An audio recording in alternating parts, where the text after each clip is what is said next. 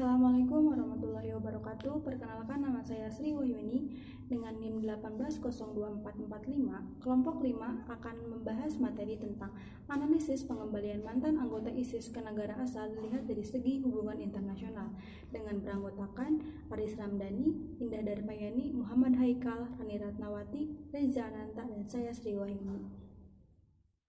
Nah, langsung kita ke pengertian hubungan internasional. Hubungan internasional adalah suatu bentuk interaksi atau hubungan antar negara yang merdeka dan berdaulat oleh dua negara atau lebih yang mencakup berbagai aspek baik politik, ekonomi, keamanan, sosial budaya, dan berbagai aspek lainnya. Hubungan internasional bisa juga diartikan sebagai hubungan antar negara, antar kelompok, atau antar individu dari suatu negara yang berbeda dalam bidang tertentu yang tujuannya adalah untuk kepentingan kedua belah pihak. Interaksi antara dua pihak dalam hubungan internasional tidak harus selalu dalam hal kerjasama saja. Persahabatan, persengketaan, permusuhan, bahkan peperangan juga termasuk dalam hubungan internasional. Nah, selanjutnya kita ke pengertian ISIS. ISIS atau Islamic State of Iraq and Syria merupakan kelompok atau organisasi gerilyawan Islam Irak dan Syria. ISIS terbentuk dari akibat invasi Amerika Serikat ke Irak pada tahun 2003. Sedangkan menurut sarjana Irak Hisham Al-Hashimi, ISIS adalah pecahan Al-Qaeda. Benihnya sudah muncul ketika Abu Mus'ab Al-Zarqawi mendirikan negara Islam Irak pada 2006. Setelah penduduk Amerika Serikat di Irak membuat negara tersebut porak-poranda, perekonomian lumpuh, bangunan pemerintahan hancur akibat serangan Amerika Serikat, dan dilema pemerintahan kekosongan kepala negara karena Saddam Hussein ditangkap. Assalamualaikum warahmatullahi wabarakatuh. Saya Muhammad Haikal Alfredo dari kelompok 5 dengan NIM 1807984. Di sini saya akan menjelaskan tentang status kewarganegaraan WNI ex ISIS. Dalam konteks HAM, negara memiliki tanggung jawab untuk menghargai, melindungi, dan memenuhi hak setiap manusia. Benar bahwa tidak semua hak bersifat absolut, sehingga dalam konteks tertentu, hak tersebut dapat tunduk pada pembatasan. Warga WNI yang telah bergabung dengan ISIS tak lagi mempunyai kewarganegaraan atau stateless. Bahkan pemerintah juga ingin menerbitkan keputusan berisi nama-nama yang kehilangan status WNI akibat bergabung dengan ISIS. Nantinya mereka akan dicekal dan tidak bisa masuk ke wilayah Indonesia. Untuk pencabutan kewarganegaraan itu harus dilakukan oleh presiden melalui proses hukum. Dan proses hukum itu melalui administrasi yang diteliti oleh menteri lalu ditetapkan oleh presiden. Berdasarkan peraturan perundang-undangan yang ada, pemerintah Indonesia harus berada dalam posisi yang pasif mengenai pencabutan dan pemberian status WNI. Tidak proaktif karena tidak ada kalimat yang menyatakan secara gamblang bahwa pemerintah mencabut status WNI seseorang. Syarat kehilangan status WNI. Seseorang kehilangan status WNI bukan karena dicabut oleh pemerintah. Seseorang kehilangan status WNI secara otomatis akibat melakukan sejumlah hal yang diatur Undang-Undang Nomor 12 Tahun 2006. Bahwa syarat kehilangan status WNI dalam undang-undang tersebut ada 9 hal yang membuat seseorang kehilangan status WNI. Di antaranya memperoleh kewarganegaraan lain atas kemauan sendiri. Kemudian tidak menolak atau tidak melepaskan kewarganegaraan lain. Seseorang juga bisa kehilangan status WNI jika mengajukan permohonan kepada pemerintah Indonesia dan dikabulkan oleh presiden. Permohonan dikirim secara tertulis kepada Menteri Hukum dan HAM. Lalu, seseorang kehilangan kewarganegaraan apabila jika secara sukarela masuk dalam dinas negara asing dan mendapat jabatan tertentu. Kemudian, menyatakan janji setia kepada negara asing atau bagian dari negara asing tersebut. WNI kehilangan kewarganegaraannya ketika turut serta dalam pemilihan sesuatu yang bersifat ketatanegaraan untuk negara asing. Kemudian, seseorang memiliki paspor atau surat sejenis dari negara asing atau surat tanda kewarganegaraan dari negara asing. Dan yang terakhir, yang nomor 9, yaitu WNI otomatis kehilangan status WNI jika tinggal di luar NKRI selama 5 tahun berturut-turut, bukan dalam rangka dinas negara atau tidak memberitahu kepada kedutaan besar atau konsulat jenderal bahwa dirinya tetap ingin menjadi WNI. Lalu bagaimana status anak-anak ex-ISIS? Dalam kajian terhadap isu kewarganegaraan ex-ISIS, kita juga perlu membedakan anak-anak dan orang dewasa. Dan kita menyambut baik sikap pemerintah yang akan mempertimbangkan pemulangan anak-anak WNI ex-ISIS yang ada di Suriah dan Irak. Sebagian besar usia anak yang berada di pengungsian itu berkisar antara 12 tahun, di bawah 12 tahun, dan ada yang di bawah 5 tahun. Jumlah anak yang tidak memiliki orang tua pun banyak, dan oleh karena itu negara wajib untuk menangani dan melindungi mereka. Kemudian untuk anak-anak WNI ex-ISIS yang lahir di Suriah, status kewarganegaraan anak tersebut tetap WNI karena berdasarkan Undang-Undang Kewarganegaraan itu mengikuti asas ius sanguinis.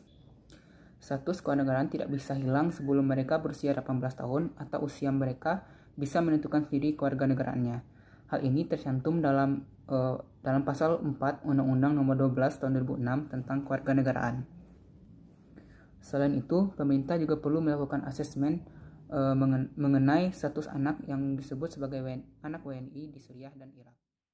Assalamualaikum warahmatullahi wabarakatuh. Perkenalkan, nama saya Rani Ratnawati dari kelompok 5. Saya akan menjelaskan mengenai penyebab mengapa orang bergabung dengan ISIS. Pertama, ketidaktahuan mereka tentang kondisi sesungguhnya. Kedua, mereka tergiur dengan uang atau gaji yang berlipatan yang dijanjikan jika mereka dapat bergabung dengan ISIS. Nah, ketidaktahuan mereka itu kebanyakan orang Suriah yang dimana mereka tidak tahu apa-apa tentang ISIS di lapangan, hanya mengetahui di media-media propaganda ISIS yang menampilkan hal-hal positif tentang cita-cita negara Islam, sehingga ini tetap menarik bagi mereka. Apalagi bagi negara Indonesia ada propaganda anti-ISIS. Hal ini menjadi alasan sebagian pemuda untuk berjihad, yang juga anti pemerintah karena menolak ISIS untuk bergabung. Terima kasih. Baik, Assalamualaikum warahmatullahi wabarakatuh. Saya Reza Nanta ingin menjelaskan tentang ada dua permasalahan utama terkait presentasi kali ini. Yang pertama tentang alasan seseorang masuk ISIS, dan yang kedua tentang status kewarganegaraan khususnya warga negara Indonesia yang terlibat di dalam ISIS. Nah, yang pertama ada alasan seseorang masuk ke dalam ISIS. Ada dua poin utama. Yang pertama, ketika seseorang masuk ke dalam ISIS, khususnya orang Indonesia gitu, orang tersebut hanya didoktrin hal-hal yang positif saja terkait ISIS tersendiri gitu, bagaimana mendirikan Islam yang benar, positifnya bagaimana dan lain sebagainya. Nah, menurut ada tokoh dari Suriah tersendiri bahwasanya ketika seseorang masuk ISIS, dia tuh tidak tahu bahwa khususnya orang Indonesia bahwa negatifnya ISIS tuh bagaimana ketika ISIS tuh di Suriah tuh melanda gitu. Dia merampas, melakukan kriminal lah intinya kayak gitu. Nah, yang kedua adalah jadi orang itu tuh tergiur akan uang tersendiri gitu. Kita tahu bahwa misalnya gaji anggota ISIS tersebut sekitar 400 sampai 500 US dollar per bulan gitu. Wow, kan bagaimana besarnya uang tersebut gitu. Dengan dia bakal menghidupi anak istrinya di Indonesia khususnya gitu. Nah, dua alasan tersebut saling berkaitan gitu. Ketika dia ingin hanya tidak mendalami gitu, dia hanya memandang luarnya saja gitu, tetapi di dalam ISIS-nya tersendiri pun, khususnya di Suriah gitu, dia itu tuh sangat kacau gitu. Dia tidak tahu bahwa di Suriah tuh ternyata gini loh. Dia hanya mendapat doktrin bahwa di situ baik saja gitu. Assalamualaikum warahmatullahi wabarakatuh. Perkenalkan, nama saya Ades Ramadhani Pratama dari kelompok 5 dengan NIM 1807056. Saya di sini akan membahas mengenai hukum memandang pengembalian mantan anggota ISIS ke Indonesia. Kemunculan gerakan politik Islam radikal di awal abad ke-21 ini memang menjadi fenomena yang menarik. Gerakan politik Islam radikal bersifat sebagai suatu tantangan politis di dalam dunia modern. Gerakan Islam radikal kontemporer secara geografis tersebar di seluruh wilayah Timur Tengah, Asia Tenggara, Eropa, Amerika Serikat, bahkan Afrika. Faktanya hampir tidak ada satu wilayah pun di dunia yang tak ada gerakan ini. Kekalahan ISIS belakangan ini memang menjadi masalah baru bagi negara di dunia. Tidak terkecuali Presiden Amerika Serikat Donald Trump dan Presiden Prancis Emmanuel Macron. Misalnya sempat saling sindir terkait mekanisme yang akan dipilih untuk merespon keberadaan warga negara yang berada di sel-sel pemerintahan Turki, Suriah, dan Irak. Karena dengan ex-ISIS di Indonesia sendiri, pemerintah menolak pengembalian ex-anggota ISIS ke Indonesia. Nah, untuk merujuk kepada penerapan hukum di Indonesia, sebenarnya keputusan untuk kasus ini sebenarnya bukan masalah yang besar. Bahkan sebaliknya mereka bisa saja dikenai pasal terorisme dan bahkan makar bila kembali ke Indonesia. Itu sebabnya pemerintah Indonesia saat ini menolak kembalinya WNI tersebut. Dengan kata lain, keputusan pemerintah untuk tidak memulangkan WNI yang menjadi ex-anggota ISIS nyaris tidak ada poin sama sekali. Dilema keputusan ini nyaris tidak ada hubungan sama sekali dengan keputusan pemerintah. Assalamualaikum warahmatullahi wabarakatuh.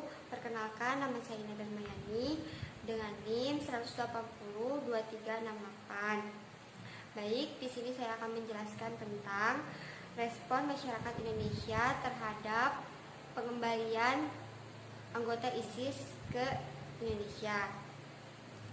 Salah satu faktor yang dapat mempengaruhi perkembangan gerakan ISIS di Indonesia yaitu didukung dengan paham demokrasi yang dianut negara Indonesia yang memberikan kebebasan berekspresi dan berorganisasi kepada masyarakat. Hal ini pun kemudian dimanfaatkan oleh kelompok radikal Islam untuk menggantikan ideologi Pancasila dengan ideologi negara Islam. Nah, adapun dukungan dari beberapa masyarakat Indonesia juga dapat dilihat dari adanya beberapa orang yang melakukan perjalanan ke Irak dan Suriah untuk melakukan jihad.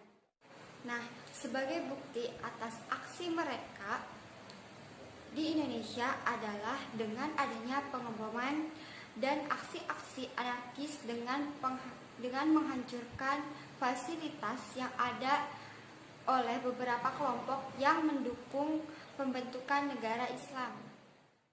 Nah, jika ditelik dari kekhawatiran atas pengembalian anggota ISIS ke ruang lingkup masyarakat Indonesia, pasti mereka menolak dan bertindak tegas. Karena yang selama ini mereka ketahui bahwa ISIS dapat membahayakan keamanan lingkungan masyarakat dan bahkan negara,